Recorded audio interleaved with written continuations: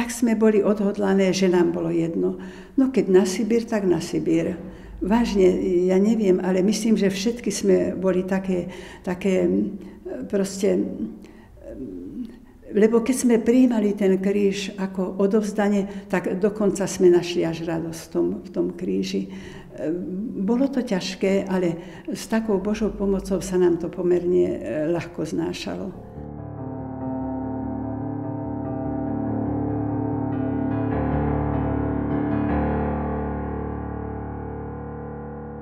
Dali nás do nejdeckých česární vlny.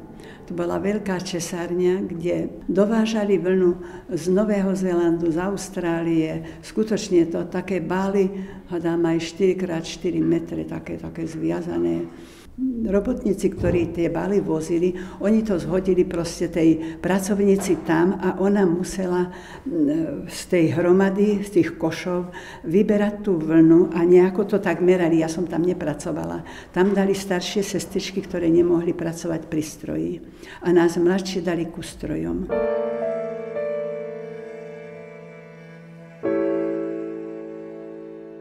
Zaučali sme sa totižto s civilkami, lebo trošku nám to museli ukázať.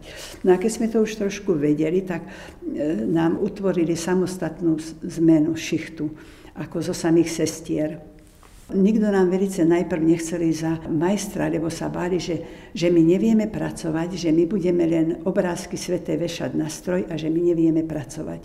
No potom, keď videli, že keď sme sa naučili, sme pekne pracovali svoju prácu, sme si vykonávali, tak to vám chodili také deputácie a kúkali sa na nás, teda, že ako tie mníšky a jeptišky, že ako pracujú.